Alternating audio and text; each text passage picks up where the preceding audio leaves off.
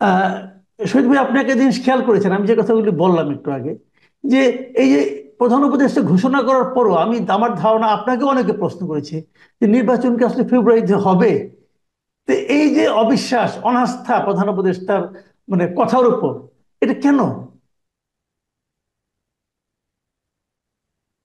আসলে প্রথম থেকে যখন নির্বাচন নিয়ে কথাবার্তা হচ্ছিল, তখন এই নানান টাইম লাইনের জন্য প্রথমে একবার বলা হলো যে অল্প কিছু সংস্কার হলে ডিসেম্বরে নির্বাচন, আর বেশি কিছু সংস্কার হলে জুনে। পরবর্তীকালে না, এই নির্বাচনের আলোচনার মধ্যে আবার হঠাৎ করে উনি বললেন এপ্রিলে, লন্ডন বৈঠকের পরে উনি বললেন ফেব্রুয়ারিতে। এবং সেটা নিয়ে আবার জামাতে ইসলাম যখন রেসপন্স করলো, তখন উনি আবার সেখানে থাকলেন না। পরে আবার ফেব্রুয়ারিতে নির্বাচন হবে প্রথম সপ্তাহের দিকে বা দ্বিতীয় সপ্তাহে, রমজানের আগে আগে এটা ঘোষণা হয়েছে। এবং ওই ঘোষণার পরে আমরা দেখেছি, যেটা আপনি বললেন, যে এনসিপি যে রেসপন্স, সেটা খুবই নেতিবাচক। এবং তারা অনেক কিছুই বলে। তারা তো প্রথমে বলছিল যে বিচার শেষ না হলে বা বিচারে কাউকে ফাঁসিতে না ঝুলালে নির্বাচন কেন, সংস্কার শেষ না করে নির্বাচন কেন। আর এর মধ্যে জামাতে ইসলাম এবং ইসলামী দল, অন্য আরো কয়েকটি দল, তারা পিয়ার পদ্ধতিতে একটা নির্বাচনের ব্যাপারে আন্দোলন আন্দোলন দানা বাঁধার চেষ্টা করছে। এই সব মিলিয়ে তখন মনে হচ্ছে যে একটা দেশে যদি নির্বাচন হয়, তাহলে দেশের সকল রাজনৈতিক দলকে সেই নির্বাচনে অংশগ্রহণ করতে হবে। আমরা যদি অতীতের তিনটা নির্বাচনের কথা চিন্তা করি, 14-তে একতরফা, 18-তে রাতের বেলা, 24-এ আমি তুমি ডামি নির্বাচন, এবং এই যে আমি তুমি ডামি নির্বাচন এবং 14 নির্বাচনে দেশের সবচেয়ে বিরোধী দল এবং অন্যান্য দল যে অংশগ্রহণ করেনি, যার কারণে নির্বাচনটা গ্রহণযোগ্য হয়নি। সেই কারণে এই নির্বাচন নিয়ে যখন কথা উঠে, তখন যখন জামাতে ইসলাম, ইসলামী দল, অন্য কিছু দল এবং এনসিপি বিশেষ করে, যারা নিজেদেরকে বৈষম্য বিরোধী ছাত্র আন্দোলনের দল হিসেবে মনে করে, ডক্টর ইনুস সাহেবের কে অনেকে দোষারোপ করেন যে এটি একটি সরকারি দল, ডক্টর ইনুস সাহেবের দল, এরকম যারা মনে করে, এবং তাদের অনেক চাপের মুখে বা আন্দোলনের মুখে বা তাদের অনুরোধে অথবা তাদের কথাবার্তায় অনেক কিছু সিদ্ধান্ত হয়েছে বাংলাদেশে। সেই কারণে তারা এখন, জনগণ একটু কনফিউজ যে আসলে কি ফেব্রুয়ারিতে নির্বাচন হবে কিনা। বাংলাদেশে একটা নির্বাচন খুবই অনিবার্য। এবং বাংলাদেশের বর্তমান যে অবস্থা, বাংলাদেশের অর্থনৈতিক অবস্থা, বাংলাদেশের নিজের অভ্যন্তরীণ অবস্থা এবং বাংলাদেশের সাথে বাইরের যে সম্পর্ক, আমাদের যে বিশ্ব সম্পর্ক, সব মিলিয়ে বাংলাদেশে একটা নির্বাচন খুবই অনিবার্য এবং খুব দ্রুত এই নির্বাচনটা করা দরকার। পারলে ডিসেম্বরের মধ্যে একটা নির্বাচন হওয়া দরকার। কিন্তু এখানে নানান ধরনের কথাবার্তার মুখে হয়তো জনগণ এখন হতাশা বা জনগণ সন্দেহ অথবা আস্থাহীনতায় ভুগছেন। তাই আপনাকে আমাকে অনেককে এটা জিজ্ঞাসা করেন যে আসলে কি ফেব্রুয়ারিতে নির্বাচন হবে কিনা। এটুক ঠিক আছে, কিন্তু এখন আমরা হয়তো নিজেরা, আমি নিজে সবসময় বলি যেহেতু প্রধান উপদেষ্টা বলেছেন, এখন আমি অবিশ্বাসটা করব কেন, এরকম বলি। কিন্তু এটা বলার পরেও আপনি যেটাকে বললেন যে এনসিপি কে মনে করা হয় যে প্রধান উপদেষ্টারই দল, তো সেই এনসিপির নেতৃবৃন্দ যখন এমন এমন কথা বলেন যে এই ই না হলে, এটা বাস্তবায়ন না হলে নির্বাচন হবে না, যে জিনিসটা নাকি নাসিরুদ্দিন পাটোয়ারি বললেন যে ফেব্রুয়ারিতে নির্বাচন হবে না, সে বলতেছে কারণ এটা বাস্তবায়ন না হলে জুলাই সনদ 1 ইঞ্চিও 1%ও ছাড় দেওয়া হবে না, এগুলি নাহিদ ইসলাম বলতেছে। তাহলে উনি বলছেন নির্বাচন হবে, আর উনার যারা মানে আপনার উনার যে দলের যে নেতা, তারা বলতেছে নির্বাচন হবে না। তো এটাও কি মানুষের মধ্যে অনাস্থা তৈরির একটা কারণ, নাকি আবার ওনার সঙ্গে ওনার সৃষ্ট দলের মধ্যে কোনো দূরত্ব তৈরি হয়েছে বলে মনে হয় আপনার কাছে? আহ এমনিতে অ্যাপারেন্টলি মনে হয় যে একটা দূরত্ব, কেন উনি এক কথা বলছেন এবং উনার যারা শিষ্য তারা আরেক কথা বলছেন। এটাতে স্বাভাবিকভাবে যখন আপনি দেখবেন, তখন মনে হতে পারে যে এটা তাদের মধ্যে দূরত্ব হয়েছে কিনা। আবার অনেকেই মনে করেন যে এটা ফ্রেন্ডলি গেম কিনা, উনি এক ধরনের কথা বলছেন এবং উনার লোকজন আরেক ধরনের কথা বলছেন। এটাও অনেকে মনে করেন। আবার এটাও তো সত্য যে তাদের প্রভাবটা অনেক বেশি সরকারের উপরে। এবং তারা তো সরকারের, যখন ডক্টর ইউনূস সাহেব যখন দায়িত্ব নেন, তখন তিনি বলেই দিয়েছেন ছাত্ররা হচ্ছে আমার নিয়োগকর্তা, মানে তারাই তার নিয়োগকর্তা। সুতরাং নিয়োগকর্তা যেভাবে কথা বলেন সেইভাবেই তো কর্মচারী চলার কথা। তো এই সব মিলে বিষয়টা একেবারে জগা খিচুড়ি পাকিয়ে যাওয়ার মতো, যে কাকে বিশ্বাস করব, কাকে করব না। এবং এনসিপি যে এ পর্যন্ত যে সমস্ত বিষয়ে দাবি দেওয়া করেছে, তার তো অনেকগুলোই বাস্তবায়িত হয়েছে, যে কারণে তাদের কনফিডেন্স লেভেলটাও বেশি হাই, যে তারা যেটা মনে করছেন তারা সেটা আদায় করে ছাড়বেন, এরকম তাদের মধ্যে একটা কনফিডেন্স আছে। সুতরাং তাদেরকে তো ছোট শক্তি বলে, তাদের পপুলারিটি কেমন, তাদের এখনো রেজিস্ট্রেশন হয়নি, নানান কথা বলে তো তাদেরকে খুব অ্যাভয়েড করা যাবে না। তারা যেটা চাবেন সেটা হবে না, এরকম বলা যাচ্ছে না এই মুহূর্তে। তবু আমাদেরকে দেখতে হবে যে আসলে ডক্টর ইউনূস কতটা তার যে ডিক্লারেশন বা তার যে ওয়াদা অথবা তার যে ঘোষণা, সেই ঘোষণায় কতটা শক্ত থাকতে পারেন, এটা শেষ পর্যন্ত দেখতে হবে। জি। আরেকটা বিষয় আমি একটু জানতে চাচ্ছি, এটা তো অগাস্ট মাস। আমাদের আমাদের এর আগেও অগাস্ট মাস নানাভাবে দেখেছি দেশে পালিত হতে। এটা নিয়ে নানা ধরনের বিতর্ক কিন্তু হচ্ছে এখন এই পরিবর্তিত পরিস্থিতিতে।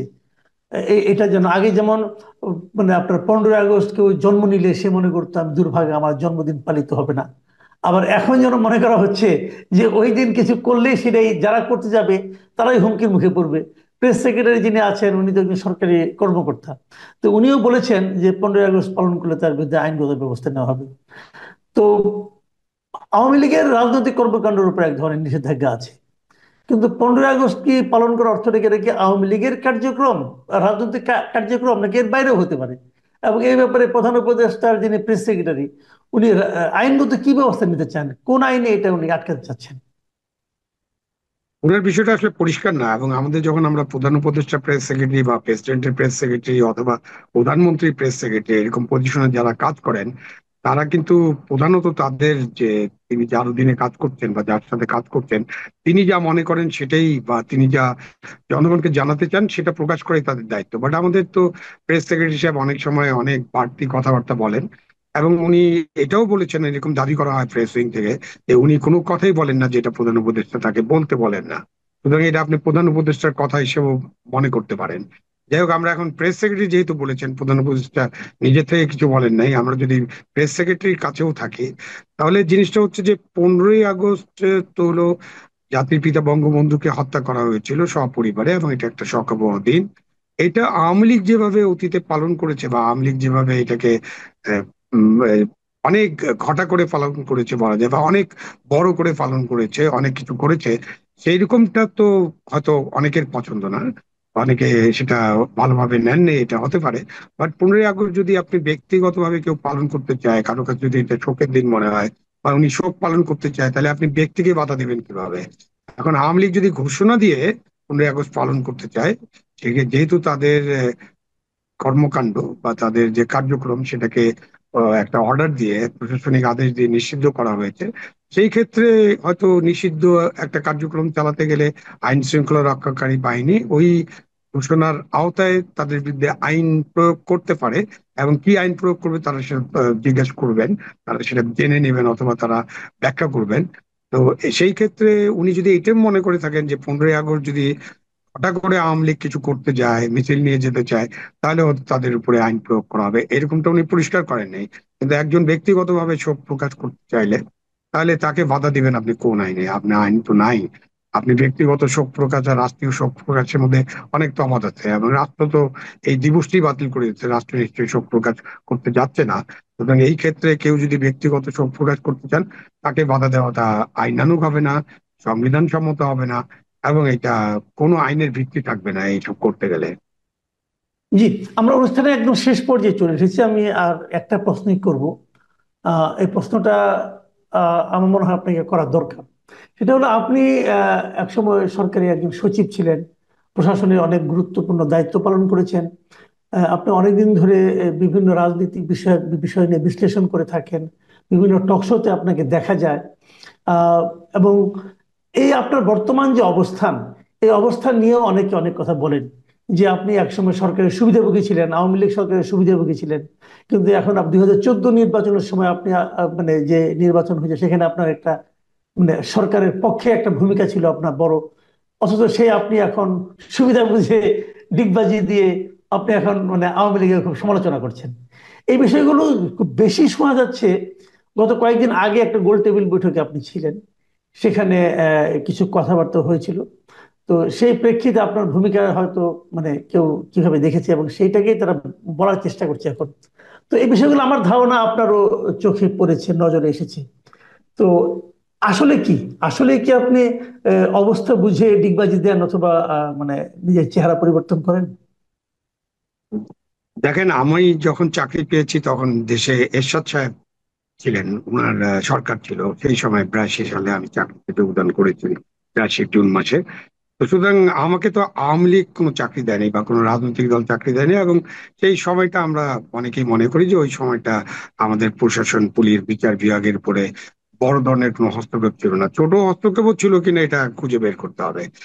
তো আপনি চাকরি করেছেন, এবং একটা পর্যায়ে যখন 90 সালে দেশে স্বৈরাচার বিরোধী আন্দোলন হয় তখন কিন্তু আমরা সচিবালয়ে বসেছিলাম না। আমরাও ভেবেছি যে না, এই স্বৈরাচার বিরোধী আন্দোলনে আমাদেরও একটা অংশগ্রহণ করা দরকার। একাত্তরের মুক্তিযুদ্ধেও কিন্তু আমাদের সেনাবাহিনী, আমাদের সিভিল সার্ভিস, পুলিশ বাহিনী সকলেই অংশগ্রহণ করেছিল। 90 সালে স্বৈরাচার বিরোধী আন্দোলনে আমাদের একটা অংশগ্রহণ ছিল। আমিও সেই অংশগ্রহণকারীদের একজন ছিলাম। এবং সেই সময় যখন 3 জোটের রূপরেখা হয় তখন আমরা এটা নিয়ে আলোচনা করেছি। আমরা বেগম জিয়ার সাথে আলোচনা করেছিলাম, আমরা শেখ হাসিনার সাথে আলোচনা করেছিলাম, আমরা বাম দলগুলোর সাথে আলোচনা করেছিলাম, অনেকের সাথে। দেশের এই বিষয়ে কিভাবে প্রশাসন, পুলিশ এবং জুডিশিয়ারিকে একটা ইন্ডিপেন্ডেন্ট প্রশাসন, পুলিশ, জুডিশিয়ারি করা যায়, এই আলোচনা করেছিলাম। এবং 3 জোটের রূপরেখাও একটা হয়েছিল। তারপর তো 91-তে একটা নির্বাচন হলো, এবং তারপরে তো নানান ঘটনার পরিপ্রেক্ষিতে আবার 96 সালে একটা আন্দোলন শুরু হয়, তত্ত্বাবধায়ক সরকার আন্দোলন, যেটা 90-এর একটা ধারাবাহিকতা ছিল। তখন এই তত্ত্বাবধায়ক সরকারের যে আন্দোলন, সেই আন্দোলনে আমার একটা অংশগ্রহণ ছিল। জনতার মঞ্চ নামে একটা জিনিস বিতর্কিত বলা হয়, এবং জনতার মঞ্চ হয়েছিল, আমি সেখানে পার্টিসিপেট করেছি। এই ব্যাপারে তো আমি অস্বীকার করি না। এবং কেন করেছি সেটা হলো যে 90-এ কেন করেছি, 96-তে কেন করেছি, এটা আমাদের সিভিল সার্ভিস, পুলিশ সার্ভিসকে সুরক্ষা দেওয়ার জন্য। কারণ আমরা যদি জনগণের সাথে না থাকি, জনগণ তখন এতটাই ক্ষুব্ধ হয়। এবার দেখেন নি যে 24-এর পরে দেশের সমস্ত থানা লুট হয়ে গেছে, থানায় আগুন দেওয়া হয়েছে, অস্ত্র লুট করা হয়েছে, পুলিশ নিহত হয়েছে, সচিবালয়ে গেট ভেঙে সমস্ত মানুষরা ঢুকে গেছে। তো 90 সালে যখন গণ অভ্যুত্থান হয়েছিল এরকম ঘটনা ঘটেনি একটা আল্লাহওয়ালা বিল্ডিং ছাড়া। আপনি এমনকি সেই সময় এই আপনার যে মন্ত্রীপাড়া ছিল সেখানেও কিন্তু মানুষ আক্রমণ করতে গিয়েছিল।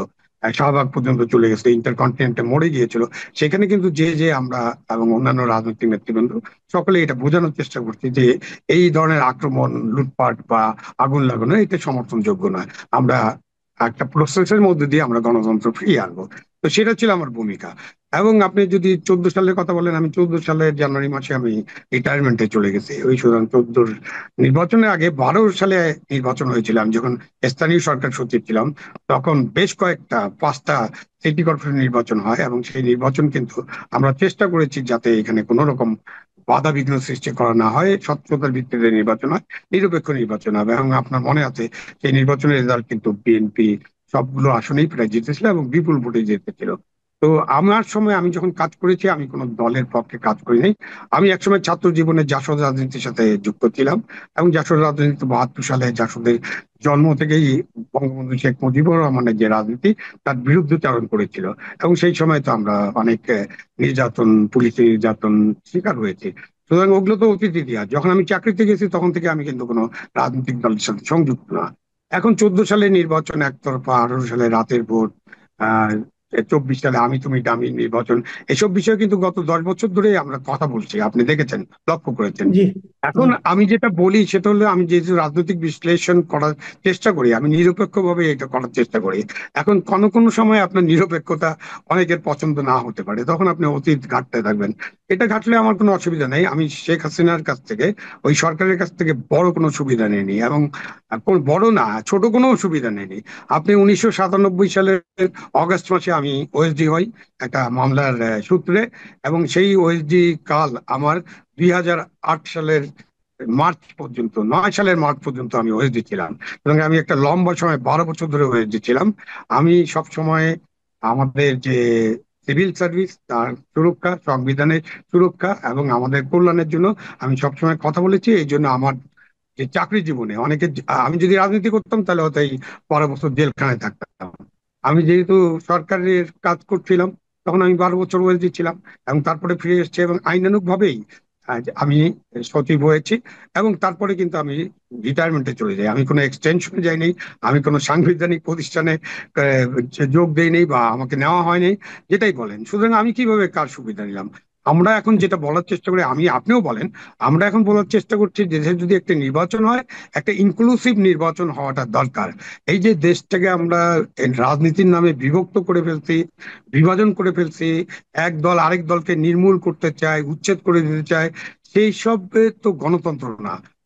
আমি যেটা ব্যক্তিগত মানে মনে করি, আপনি হয়তো মনে করেন, আরো অনেকে মনে করে, যে দেশটাকে আমরা একটা দেশ একটা পরিবার, এটা ইনুস সাহেব তো বলেছেন, আমরা সবাই একই পরিবারের সদস্য, আমরা সবাই একসাথে দেশটাকে সামনে এগিয়ে নিয়ে যাব।